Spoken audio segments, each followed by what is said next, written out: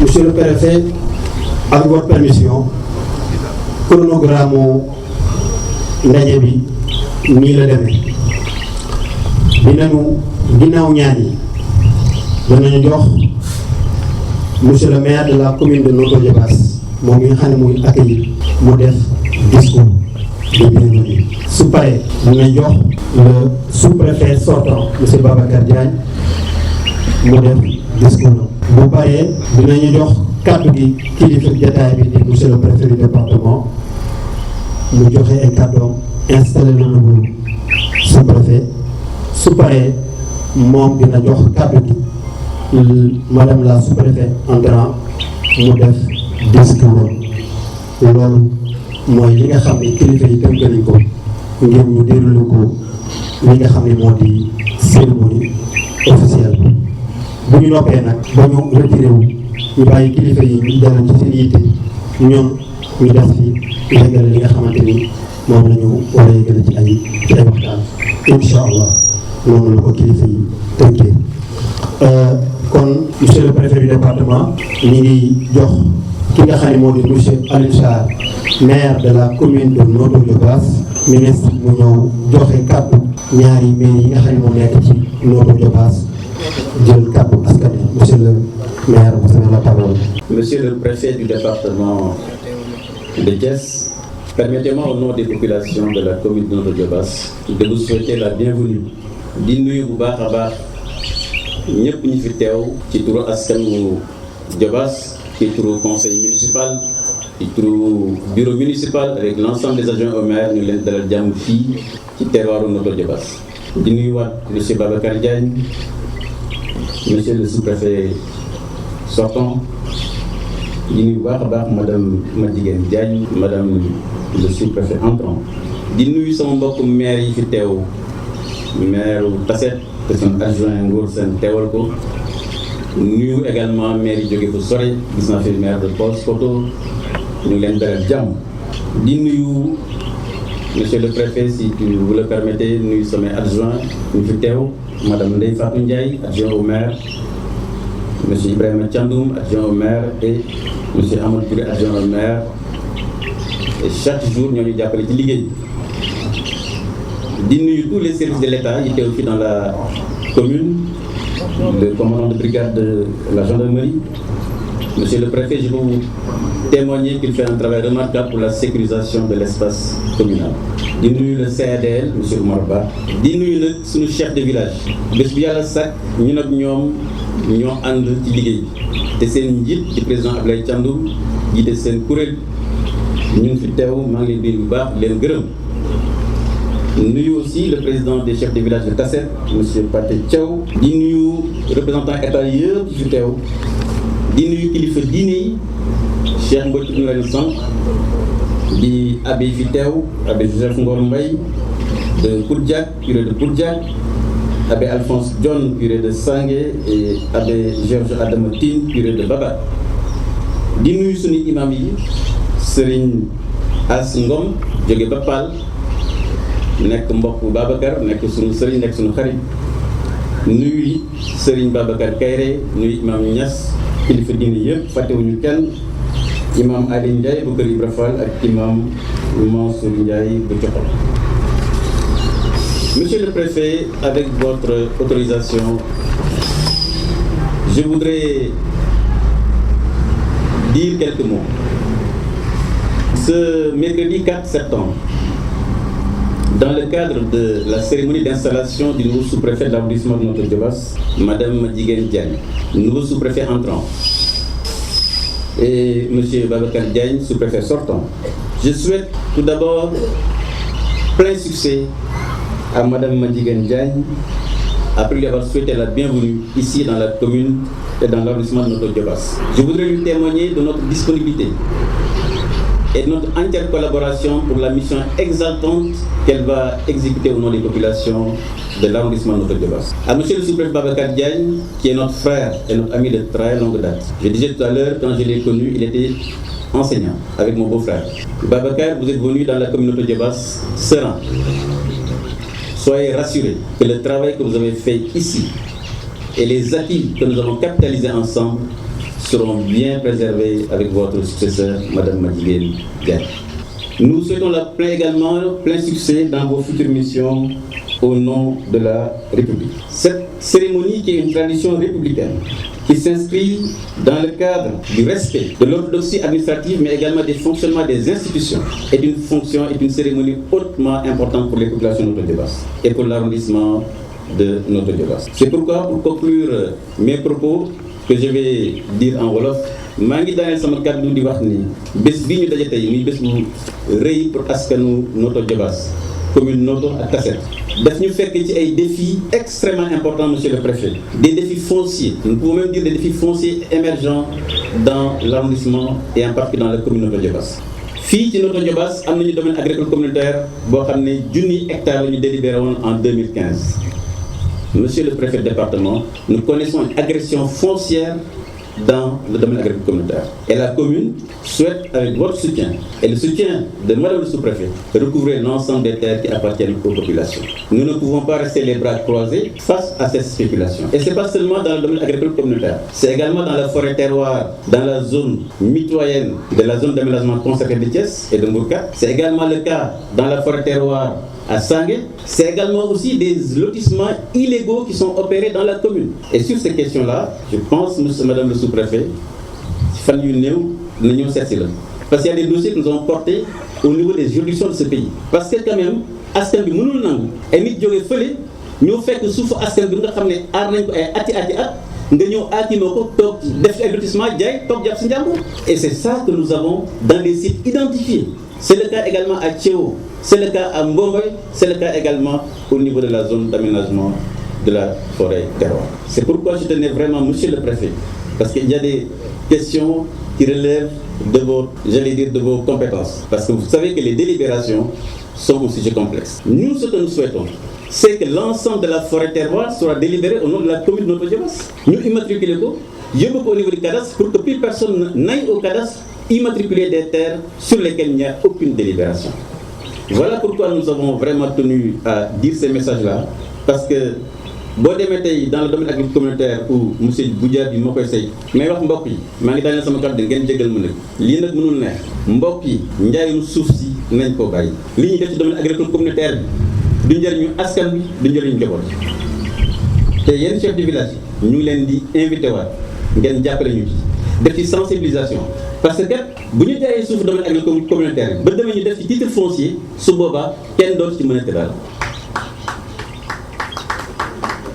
du bërëbam waaye occasion la pour mu wax ko parce que sunu ay kilifa ñoo fi teew te ñoom ak ñun ñooy ànd pour saytu li nga xam ne sont les ressources foncières te askanu Sénégal moo ko moom parce que bu ñu nee domaine national ça veut dire askanu Sénégal moo ko moom kon dañ ko war a préserver maa ngi ñaan ku nekk wax dëgg yàlla nga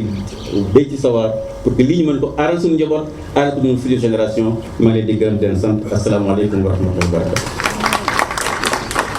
Merci beaucoup, monsieur Alioune Sarr, maire de la commune de Notto Diobass. discours bi am na solo bu baax a baax jërëjëf. mu mel ni kon monsieur le préfet avec permission ci lu gàtt rek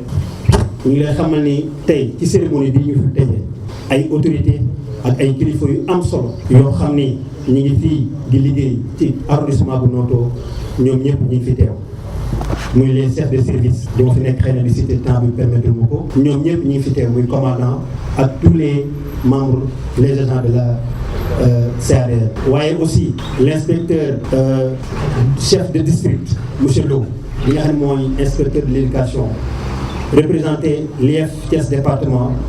moom itam mi ngi fii ci jotaay bi. ñi nga xam ne ñoo di les maires les adjoints au maire plan comme partenaire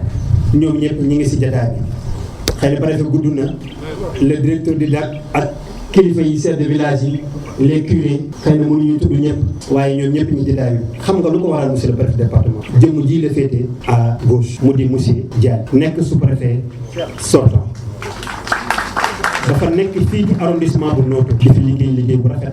am jàmm ak ñëpp sous-préfet boo ko séenee ba ñëm ngay njëkk seen ma ne l'ambition parce que il est dans un monde rural fi la servir commune boo xamante ni dafa bari ay diversité culturelle commune yoo xamante ñaari commune la muy Notto ak muy Tassette waaye monsieur le préfet du département au nom de la population parce que xam naa amuñu temps pour ñoom ñu mën a jël kàddu ñu ngi lay témoigner liggéey bu rafet bi mu fut liggéey te di ko ñaanal fa mu jëm yàlla na fay ànd ak yiwu yàlla ci dañ ko fa gunge ñaanal ko ngir liggéey bu rafet bu fekk ni jëm bu loolu weesee monsieur le préfet département maa ngi jégalu ci kàddu yooyu ñi ngi lay delloo ñi ngi jox kàddu gi jëmm jooju ma tudd sànq mu de monsieur Babacar Diagne nga xam ni toute sa famille ñëw nañu muy ay xaritam ay dëkkandoo ñëpp ñu ngi fi. La délégation du sous-préfet sortant monsieur Babacar Diagne est composée de ses frères et sœurs, neveux et nièces. La liste est longue ñoom ñëpp préfet mu leen sant di leen gërëm ñoom ñëpp ñu ngi jóge ba Baba Garage ñoo fekke si bés bi waaye tamit ses beaux-parents muy ay gorom ñu ngi fi. La liste est longue waaye on fait l'économie. Ses amis ñi ngi fii ci détail ay doomam ay soxnaam ñu ngi ci détail waaye ses collègues sous-préfet de Diamniadio sous-préfet Diamniadio sous-préfet Sangalkam ñi ngi ci ak ñëpp comme monsieur le préfet ñi ngi jox monsieur Babacar Diagne sous-préfet sortant. Merci beaucoup.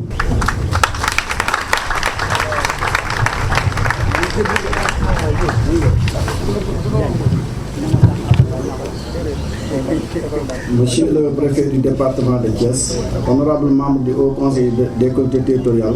messieurs les sous-préfets, monsieur l'adjoint au sous-préfet, monsieur le commandant du poste gendarmerie de proximité de Noto, monsieur le chef du centre de promotion de développement territorial, messieurs les chefs de projet et programmes, messieurs les conseillers municipaux, messieurs les chefs de village, messieurs les maires de Noto et de Tasset, mesdames, les présidents du groupement de promotion féminine, honorables religieuses et coutumières, distingués invités à vos rangs, types et qualités. Monsieur le préfet, je voudrais tout d'abord rendre grâce à Dieu, le Tout-Puissant, l'Omniprésent, l'Omniscient, le Miséricordieux. Je prie sur le sceau des prophètes, Muhammad Rasulullah sallallahu alayhi wa sallam.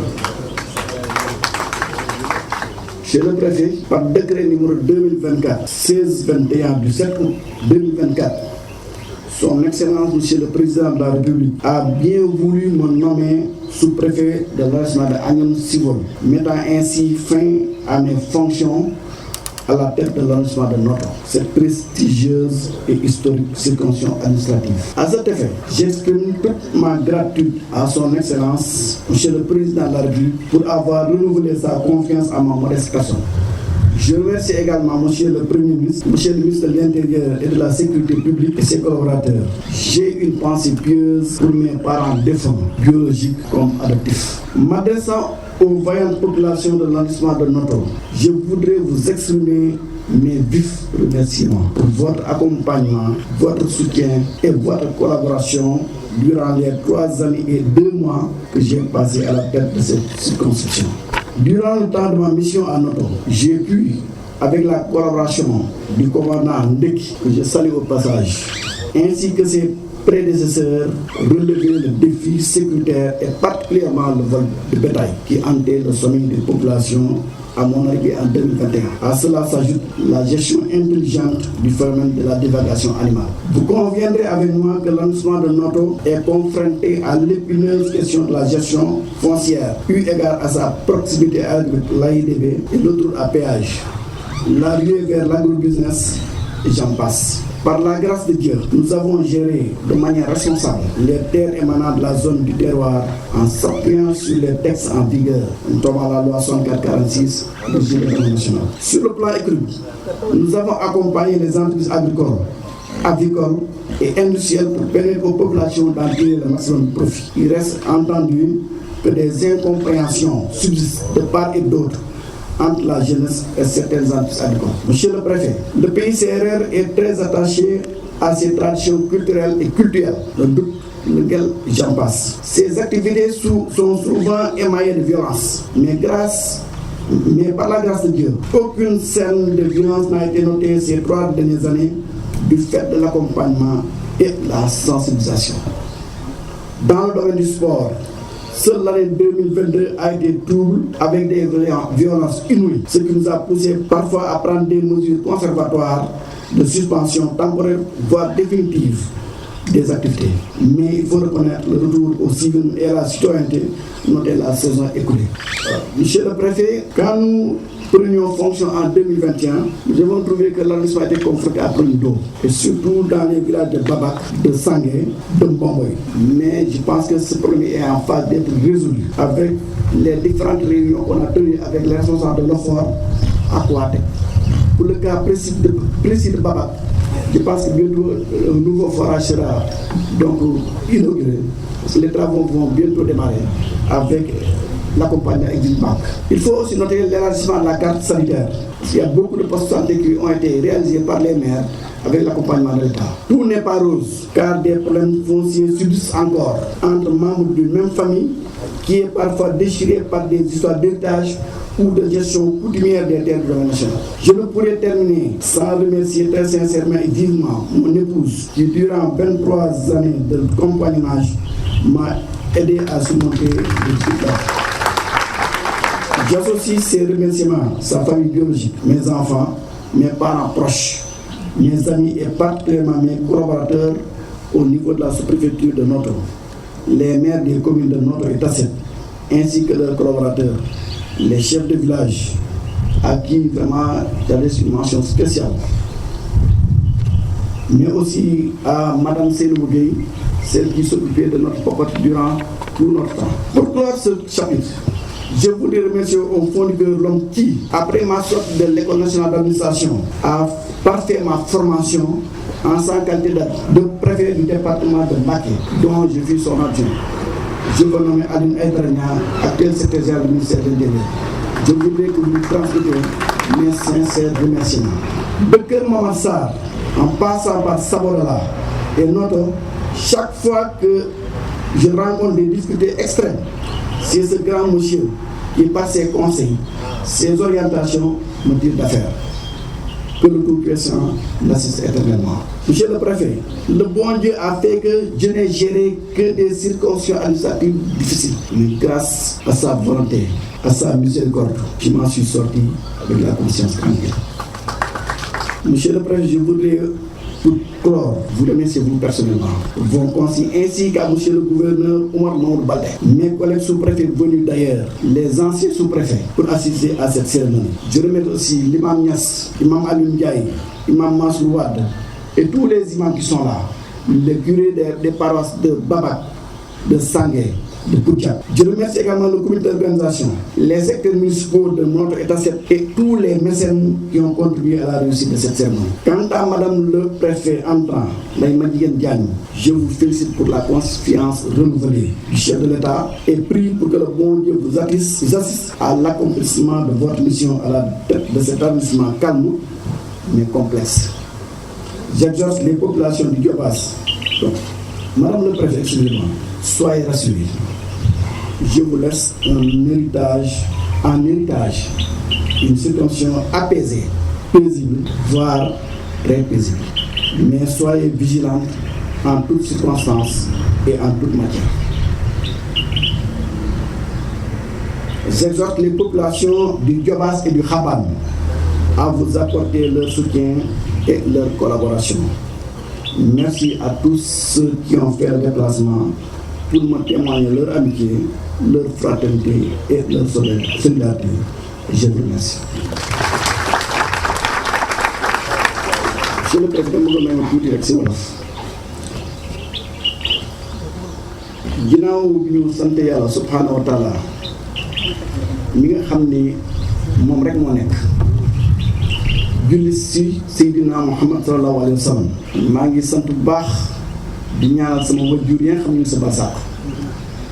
bu ma nee wajjur nag maa amu si wajjur yi nga xam rek ñoo ma jur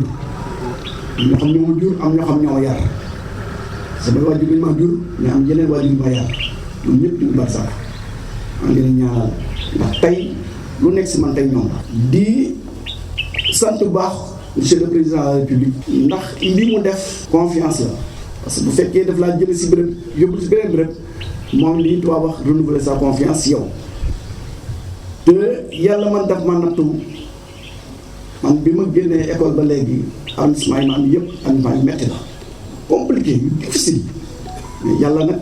ak mbaaxam moo ma si dimbali ba jafe-jafe yi lu mu métti vraiment surmonté naa ko ba jóge fa jàmm. maa ngi sant bu baax monsieur le premier ministre. di sant monsieur le ministre de l'Intérieur et la sécurité publique ak ay collaborateurs ndax bu fekkee le président dafa am confiance dellu joxaat ma ndomba gi ma joxoon yëpp ma feneen parce que ñoo ko proposé. bu ma delloo si population Diobass ak Xabaan muy arrondissement Noto bi ma santee ñaari maire yi nga xam ne ñoom laa doon li gën a liggéeyal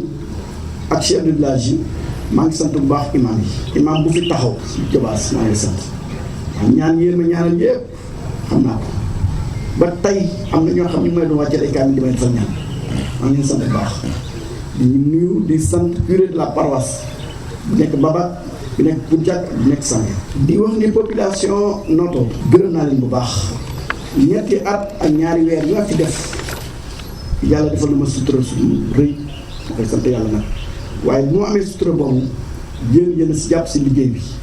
ndax arrondissement Noto boo xoolee nii da nga dafa calme waaye nag arrondissement bu am ay jafe-jafe la li si ëppoon si jafe-jafe bi may doog a ñëw mooy mbirum sécurité booba kenn dëggatul ndax saay si ñu ngi doon fu ñu toll di sàcc jur gi ba ñëpp jaaxle woon kenn ñemeetul tukki am na ñoo xam si seen jur sax da ngay faral si ndéeg bi ñu tëdd ndax sàcc bu tar waaye wax dëgg yàlla commandant yi fi jiitu ndéeg surtout le commandant Traoré je le cite nommément commandant ndéeg nelawuñ guddi chaque jour ñu def patrouille ba yaakaar naa ni vol de bétail en tout cas du mën dañ def complètement mais wàññi ko bu baax. am na tamit beneen problème bi fi ëpp tamit muy buy nawet di jeex muy li ñuy wax ne ruur mi tamit wax dëgg yàlla bi ñu fay doog ñu métti woon na waaye nag yàlla ñuy suturaal ak ni ñu koy gérer ak waxtaan yi nga xam chef de village ñu ngi koy waxtaan seen biir ak ki ñu ruur ak ki ñu ruur wàññi ko bu baax ñaari at yi waaye dama leen xamal ni arrondissement Nord te am complexe parce que position bi nekk la parce que dafa jege aéroport bi jege autoroute bi tey dëkkuwaay bi nekk dëkkuwaay boo xam ne ñu dañ ko soxla donc loolu mooy indi complexe moo tax ñëpp mabbu ñëw ut si Noto ndax ñu suuf si waaye ñu ngi sant yàlla ñu fi nekkee ba léegi de manière intelligente liñ si man en tout cas def nañ ak suñu képp lay kattan ba apaisement am na. li may tëjee sama kaddu mooy di sant sama xarit yi sama mbokk yi sama mag sama rakk yi fi ñëw ak xarit yëpp ak foo mën a jógee bëgguma lim parce que bu ma limee am ku ma bàyyi mais bàyyi ma kenn ancien sous-préfet yi seen soxna yi man Pambere nga sama xarit bi ñëpp bàyyi ma kenn maa ngi sant ñëpp di gërëm ñëpp di leen di baalu àq te waa Jobaas képp ko xam ni yaakaar na ni tooñ naa la maa ngi lay baalu àq man baal naa ñëpp àq te it maa ngi seede si mbaaxu yàlla maa ngi dem mais amelu fi kenn àq baal naa ñëpp àq te it amelu fi kenn bor ma bëgg mu fi amee nit bor bala maa dem mu ni préfet yore ñoo bor jëluma fi alalu jàmbur pokkati ko alalu jàmbur def ko fi alalu jàmbur bu amee bala maa jël nañ ko fi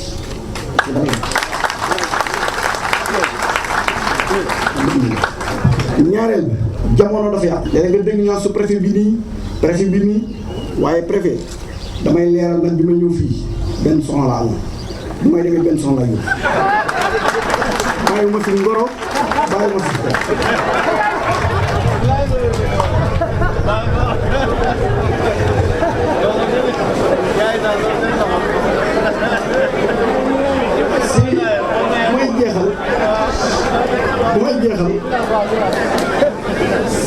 li may jeexale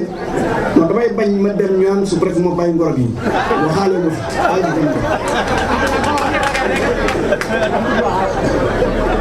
ma bëgg mu leer rek bala maa dem naa bëgg mu leer li may terminer monsieur le préfet dama la yóbbante si sama mag ndax sama kilifa loon bi ma nekkee mag mu nekk sama préfet di Alioune Aïdara Niang nekk actuel secrétaire du ministère de l'Intérieur waaye moom daf maa magoo daf maa rakkoo ma magoo te yàlla moo def loolu xamul nit doo ay njàmbi jaay maa ngi leen nuyu parce que nit aussi bu santul nit du santul yàlla doo sant nit. Alioune li ñu boolee moo ma jàngal liggéey moo leen jóg nii du ma waay ma tamit moo ma jàngal métier bi parce que damaa ñëw Mbàkke mu métti lool amul bëccëg amul guddi amul yoor liggéey bi yëpp mu am si man confiance mu ma jumee mu jubanti ma maa si sant yàlla bu baax waaye ma jógee fu mu jël fa dem Pikine bàyyi loxoom si man fu mu toll mu may nemmeeku ma jógee fa dem kër Momar Sarr naa si arrangement yi gën a compliqué Sénégal si la bokk bi may doog a dem dañu doon xale bi du réussir parce que fii ñu expérimenté lañ doon indi mu nekkoon sama proposition waaye yàlla defal ma sutura te loolu nag sutura si yàlla la man mënuma dara xawma dara yàlla rek mooy suturaale ma jógee fi ñu yóbbu ma Sabodala moom defe naa ni fa la raay ba tënk mooy arrondissement bi gën a sori Sénégal 820 kilomètres de Dakar boo daan daw 5 heures du matin nga jóge fi 19 heures nga egg wala dem 22 heures ak dëkk bu compliqué waaye tamit yàlla dimbali fa ñetti at ak ñetti weer yoo ma fa def yàlla suturaal na ma fa ma jóg fa ñëw Notto gi def fi ñetti at ak ñaari weer maa ngi sant yàlla parce que Notto gi sama bopp méttiwu fi feebaru fi dëkk na boo fa demee feebaru fa am na fa jàmm maa ngi sant bu baax di sant aussi ñaanu kilifa diine fi nekk loolu daal laa doon am peut-être di dalal sama rak nday ma jigéen jaay ndax moom bañ xamante yàgg na te it mën nañ koy dégg xam naa ni femme ba valeur la am na expérience ngeen jàppale ko buñ ko jàppale daal ak ngeen ma jàppale woon bañ ko jàppale ko daal jàppale ci biir ak biti zahir ak baatin incha allah yàlla mën na ko dégg vraiment maa ngi lay félicité madame le préfet waaw loolu rek laa doon tëjee sama kàddu di baal ñëpp ak di baal ñëpp ak xarit yëpp maa ngi lay wax bàyyiwuma kenn daal jërë ngeen def asalaamaaleykum wa rahmatulah taala wa barakaatu.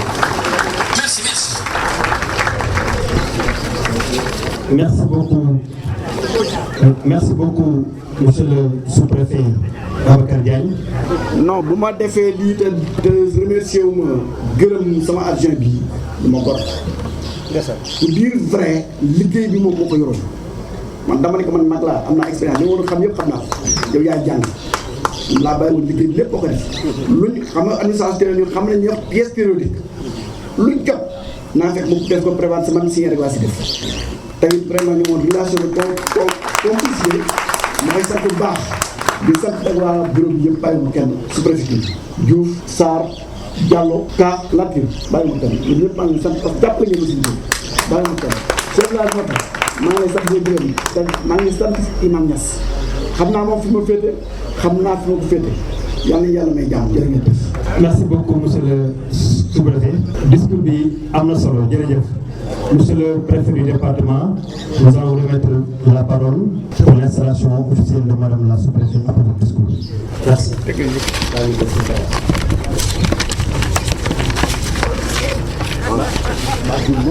non amul problème benn problème voilà très bien donc asalaamaaleykum mbooloo mi dafa am benn précision bu ndaw moo bëggoon def par rapport ak cérémonie yu mel nii cérémonie yu mel nii ñetti phase la première phase bi mooy ñuy tuddee passation de service kooku man la ak ñaari sous-préfet te def nañ ko dans la confidentialité parce que noonu la war a déroulé loolu ci durée ñu koy def phase bi phase bu am solo la moo ëpp solo ci phase yi parce que ci nañuy installer la plus haute autorité de l'arrondissement kooku dafa war a solennel moo tax bëgguma woon mu am yenn dérapage parce que c'est man la phase qui me concerne le plus. troisième phase bi nag mooy bi ñu paree installé sous-préfet ba pare remise des cadeaux kooku nag lañ neexee nga jël ndënd yi musique bi waaw ku nekk jël sa kàddu wax nu la neexee bu la neexee sax ngeen xaababal ngeen sarate mais phase bi nga xam ne moom mooy phase bi moom dama bëggoon ñu jox ko cër bu mag a mag a mag a mag di ko gàttal rek ci sama précision balaa maa commencé discours d'installation bu sous-préfet boo gisee ma bëgg affaire yi xawoon bat c'est pas parce que dama soofantal ñi fi teew déedéet te que sous-préfet moo xamal ne am na ñoo xam ne depuis 10 heures ñu ngi fii te ñu nekk ay mag toogaay bi yàgg te métti moo tax ma bëgg ñu gaaw a pare rek pour que ñu mën a libérer ñëpp ku nekk ci jàmm ak salaam merci beaucoup. Monsieur le sous-préfet sortant, Madame le sous-préfet entrant, Monsieur le maire de la commune de Notto Diobass, Madame l'adjointe au maire de Tasset, Monsieur le commandant poste de gendarmerie, Monsieur le chef du CADL, Messieurs les sous-préfets invités en activité comme en position de retraite, Messieurs les chefs de service locaux, Messieurs les partenaires au développement, ils se reconnaîtront, Monsieur le président de l'association des chefs de village, le lancement de Notto, notabilité religieuse et coutumière, mesdames, messieurs, honorables invités. J'ai omis de citer l'adjoint au sous-préfet, mais je l'ai confondu avec le sous-préfet. Parce que dans la grammaire française, il est dit que lorsque deux verbes se suivent, le second se met à l'infinitif. Mesdames, messieurs, honorables invités, je voudrais saisir l'occasion qui m'est offerte ce matin pour exprimer d'abord ma reconnaissance à toute la population de l'arrondissement de Noto et vous réitérer toute ma disponibilité à œuvrer avec vous sur la voie du progrès et de la paix pour un développement durable de notre département. C'est d'ailleurs une telle voie que vous avez suivi avec un serviteur méritant, je vous nomme M. Babacar Diagne, qui devra désormais laisser le témoin à Mme Ndeye Madjiguène Diagne. M. Babacar Diagne, l'histoire administrative de notre département retiendra que vous avez beaucoup contribué au rayonnement de l'arrondissement de Noto, en vous plaçant au besoin en arrière-plan, comme ça, si bien le faire, les grands serviteurs de l'État, imbus des responsabilités qui pèsent sur leurs épaules. Mais cela ne saurait me suspendre de vous, que j'ai appris à connaître et à apprécier, malgré notre accompagnage de courte date. Votre claire conscience des missions à vous confier par l'État a fait certainement que la confiance du président de la République vous a été renouvelée. J'espère pouvoir continuer à compter sur vos suggestions et votre jugement suffisamment renseigné et éclairé, comme cela a toujours été le cas depuis mon arrivée à Thiès. Je vous souhaite un grand succès dans vos nouvelles fonctions à Agnam Siwo. Quant à vous, Mme Ndeye Madjiguène Diagne, sous-préfet entrant, je vous souhaite la bienvenue dans mon équipe à la faveur de votre nomination en qualité de sous-préfet de l'arrondissement de Noto. Mesdames, Messieurs, honorables invités, Mme Ndeye Madjiguène Diagne est un pur produit de l'administration territoriale. Elle est titulaire d'un diplôme supérieur de management. Après sa sortie de l'École nationale d'administration et son court passage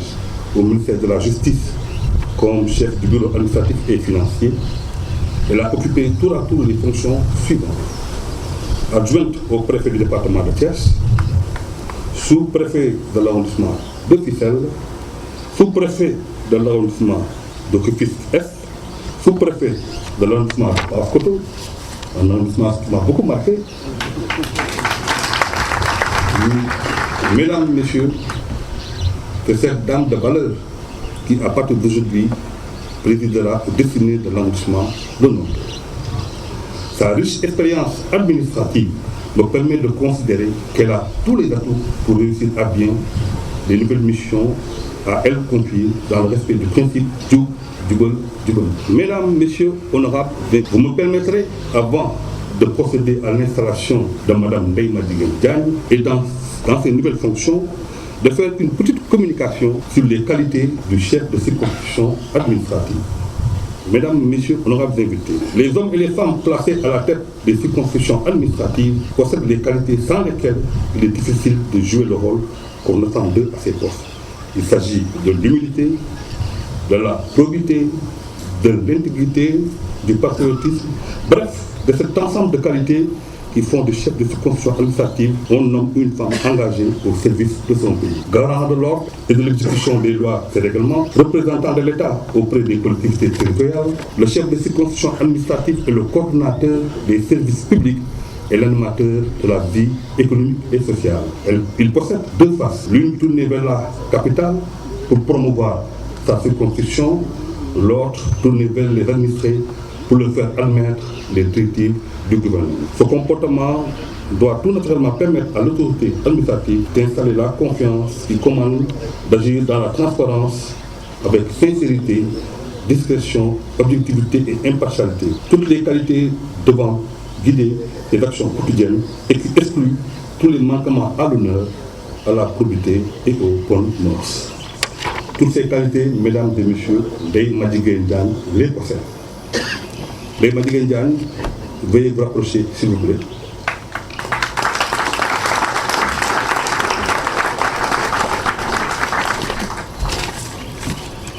Madame Ndeye Madjiguène Diagne, au nom du président de la République et en vertu des pouvoirs qui me sont conférés, je vous installe officiellement dans vos fonctions de sous-préfet de l'arrondissement de Noto. Bonne chance.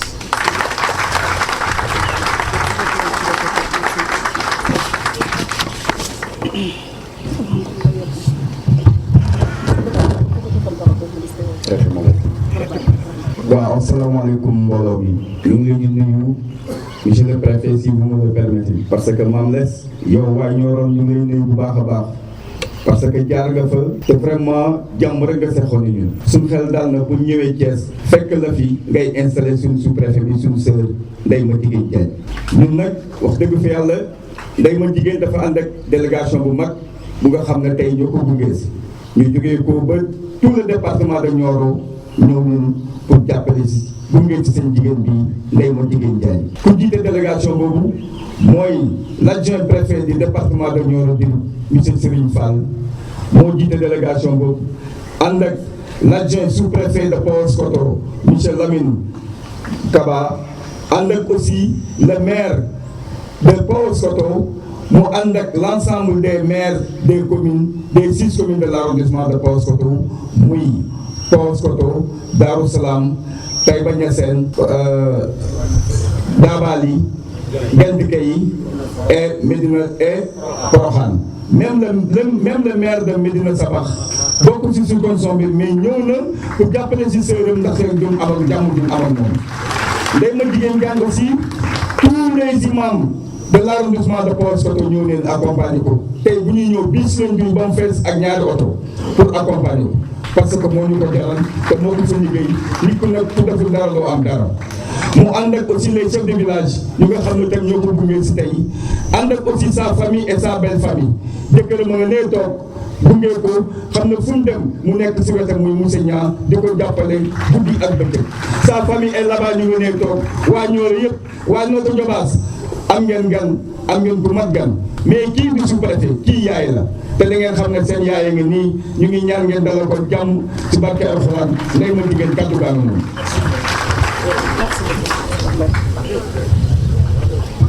Monsieur le préfet du département de Thiès, Monsieur l'adjoint au préfet du département de Thiès, Messieurs les sous-préfets des arrondissements de Keur Moussa, Thiénaba, Sangalkam et Diamniadio, Messieurs les adjoints aux sous-préfets de Noto et Paoskoto, Messieurs les maires des communes de Noto, Tasset, Paoskoto, Darou Salam, Taïba Niassène, Gendikey, Dabali, Monsieur le commandant de la brigade de gendarmerie de Noto, forces de défense et de sécurité, Mesdames et Messieurs, chers élus territoriaux, Messieurs les chefs de services départementaux de Thiès, Mesdames et Messieurs, chefs de services locaux de Noto, Messieurs les chefs de village, Mesdames les représentantes des groupements de femmes, Messieurs les représentants des associations de jeunes, chères notabilités religieuses et coutumières, Mesdames et Messieurs, membres de la délégation qui m'accompagnent, chers invités, Monsieur le préfet, après 6 années passées dans l'administration territoriale, je reviens servir dans ce département où j'ai fait mes premiers pas en 2008 comme adjointe au préfet. Vous l'avez rappelé tout à l'heure. Je rends grâce au Tout-Puissant de m'avoir donné le courage et la force de faire ce chemin dans l'administration ainsi que l'opportunité de bénéficier encore de la confiance de son Excellence, Monsieur Bassirou Diomaye Diakhar Faye, président de la République, qui m'a nommé sous-préfet de l'arrondissement de Noto par décret 2024-16-2021 du 7 août 2024. Monsieur le préfet, en reconnaissance à cette marque de confiance, je tiens à remercier son Excellence, Monsieur le Président de la République, et à exprimer toute ma gratitude à mes supérieurs hiérarchiques. Mesdames et Messieurs, cette nomination à la tête de l'arrondissement de Noto me rappelle encore notre très cher Moussa Ngom, sous-préfet de l'arrondissement de Noto en 2008, un ami, un frère, un formateur, un conseiller arraché à notre affection alors qu'on venait de démarrer avec enthousiasme notre collaboration dans le département.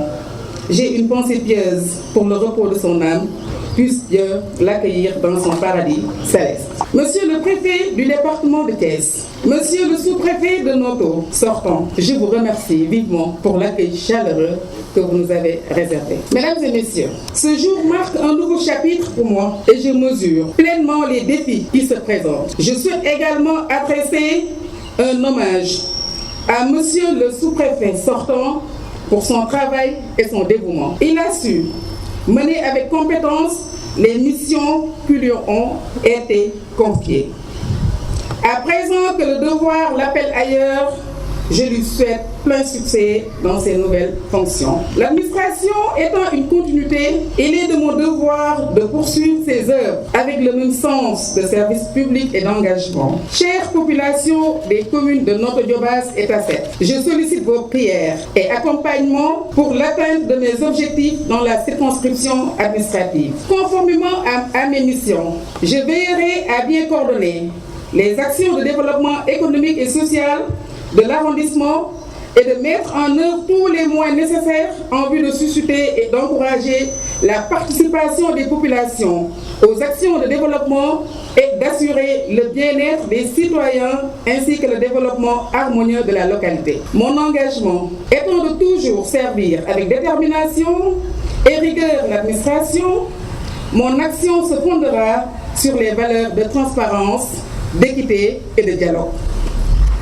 Chers collaborateurs, je suis convaincue que pour réussir, il est essentiel de travailler en étroite collaboration avec les élus locaux, les services techniques, les acteurs de développement, les associations de femmes et de jeunes, bref, tous les partenaires de l'arrondissement. Ainsi, je compte sur vous afin de relever ensemble les défis. Je serai à l'écoute des préoccupations des populations et toujours prête à apporter des réponses adaptées aux enjeux locaux. Mesdames et messieurs, mon objectif est de renforcer la cohésion sociale, d'améliorer la qualité de vie des populations et de soutenir les initiatives qui contribueront au dynamisme de notre arrondissement. À ce titre, j'invite toutes les forces vives des différentes collectivités territoriales à une bonne et franche collaboration dans l'intérêt général qui permet de renforcer le sentiment d'unité des membres de la société et qui est un instrument de légitimation de l'action des pouvoirs publics. Dans cet arrondissement, comme l'a si bien rappelé tout à l'heure Monsieur le maire de Notto, les enjeux et défis sont multiples et divers. Toutefois, quelle que soit l'ampleur et la complexité des tâches, je pense pouvoir compter toujours sur la franche et bonne collaboration du personnel de la sous-préfecture pour mener à bien ma mission. Je suis rassurée, mesdames et messieurs,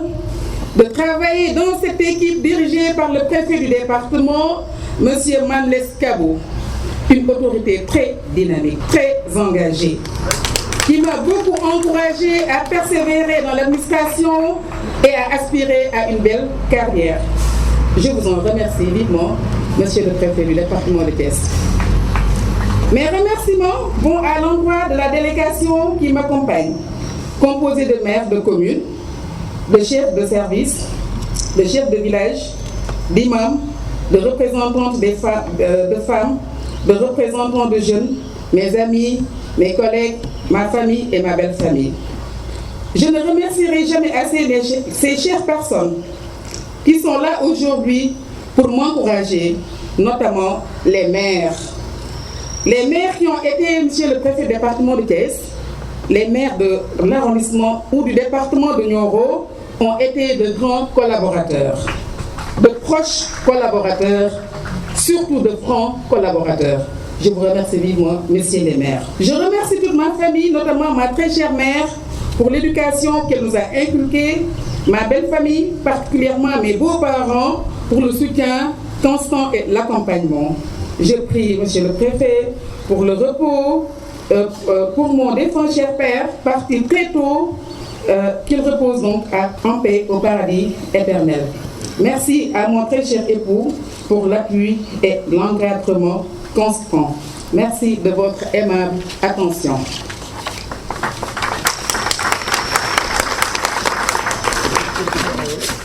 Monsieur le préfet du département, ginnaaw bi ma defee sama discours en français may ñaan rek nga may ma tënk ko tuuti donc ci wolof parce que c'est important assistance bi moo koy lekk ndax am na kilifa yu bari yoo xam ne ñu ngi fi toog te bu ñu ko faram-fàccee ci wolof dinañu permettre bu ñu fi jógee rek ñu mën a xam li nga xam ne moom mooy l'essence u li ñu fi dajale woon. donc du ma ñëwaat ci limaat ñi fi teew waaye rek xanaa monsieur le préfet balaa may commencer dama lay remercier di remercier le sous-préfet sortant de Notto ci accueil bi donc kontaan nañ ci sama délégation kontaan nañ ci donc yal na yàlla fay. maa ngi rafetlu aussi teewaayu monsieur le maire de Noto di rafetlu teewaayu maires yi nga xamante ne ñoo jóge ci arrondissement Paoskoto donc tous les maires sont là même les maires du département c'est-à-dire maires yi nga xamante ne nekkuñu sax ci arrondissement Paoskoto donc maa ngi leen di gërëm di leen sant du ma leen limaat waaye nag ku xam béréb bi wala sax gox bi xam ne bëri na ay kilifa diine ak ay kilifa aada ndax ñun tam fa ñu jógee dañoo tatagal ci loolu kon kilifa diine yi kilifa aada yi maa ngi leen di wàccee ci seen wàccuwaay di leen di ñaan nag ngeen ñaanal bu baax a baax ñaanal sama équipe ñaanal ñu ñëpp ak préfet département pour ñu mën a vraiment ak def suñu mission ci bismillahi rahmani rahim waaye aussi ñu jeexale ko ci alhamdulilahi rabbil alamin monsieur le préfet maa ngi rafetlu délégation bi nga xamante ne tey dañoo déplacé wu ñoo ko di lim nañ ko ñëpp a ngi ci macha allah kontaan naa ci trop ndax defe naa njukkal bi ñu may delloo tey dama naan sax jaru ko ndax lépp lu ma fa def rek comme ni ñu ko rappelé sama rêve la donc en tant que agent de l'État donc dama leen di remercier waat ñoom. di ñaan nag monsieur le préfet ci lu ëpp solo di ñaan collaborateur yëpp duma ko lim commencé ko ci élus locaux yi service technique yi jëm ci suuf donc di leen di ñaan ñu am une parfaite collaboration wala sax puisque bon l'œuvre humaine n'est pas parfaite ñu am une bonne et franche collaboration lu am solo gi noonu monsieur le préfet ndax damay wax ni dafa baax saabu du fóot boppam waaye nit boo toogee ci ñi nga xam ne da ngeen a war a tàmbali ci bismillahi rahmaani rahim ngeen wax li nga xamante ne tey jii loolu bu ngeen ci jaaxee rek liggéey bi dina mën a raf yàlla mën na ci def jàmm muy nii man nekk naa autorité boo xamante ne tëjuma sama bunt du ma teg sama téléphone monsieur le préfet jusqu'à 4h du matin je peux répondre au téléphone je prends les appels parce que xamoo luñ lay doyee sama bureau tëjuma ko ubbil naa ñëpp ci question yëpp ma leen di firndelaat messieurs les maires de Noto et de Tassette xam naa Noto ak Tassette bon ba ma ko déggee sax dama naan alhamdulilah ndaxte ñaari commune la ndax fa ma jógee 6 communes la woon waaye préfet mu may leeral ne ma ñaari commune la waaye ñaari communes yu mag a mag la ci kaw loolu rek sans que monsieur le maire na ko préciser enjeux yi dañoo bëri défis yi bëri liggéey loolu nag sous-préfet rek mënu ko ndax ñun dañ fi toog dans le cadre de la déconcentration yéen ngeen nekk dans le cadre de la décentralisation te dañ naan la déconcentration et la décentralisation sont deux notions qui vont de pair nous exerçons le contrôle de l'égalité ndax lu ngeen jël ñu contrôler ko waaye nag war nañu mën a nekk ay conseillers nekk ay collaborateurs de francs collaborateurs ba nga xamante ne problème du am ndaxte monsieur le préfet dama koy leeral askanu Noto Diobass yëpp Noto bu ma nee Noto Diobass sax yaa ngi may leeral ne mooy village de commune de Noto waaye tout l'arrondissement de Noto population Noto muy Tassette muy Noto man dama nekk koo xam ne lépp lu may def ci àdduna dama ko teg ci dëgg dama ko teg ci jub dama ko teg ci lu leer waaye aussi teg ko ci échange ak dialogue je suis comme ça donc n'hésitez pas lépp loo xamante ne mën na andi bruit lépp loo xam ne neexu leen lépp loo xam ne xalaat ngeen ci ndimbalu état wala lépp loo xam ne xalaat ngeen ci état ngeen ñëw ci man ngeen woo ma ngeen yónnee wala ngeen ñëw fii je suis comme ça noonu laa mel parce que dama bëgg ay collaborateurs yi waxtaan parce que nag monsieur le préfet waxtaan mooy faj lépp communication dina faj bu bëree bëri donc loolu maa ngi koy ñaan askanu Noto Diobass waaye lépp nag ñu basé ko sur le respect ak la droiture rek loolu donc monsieur le maire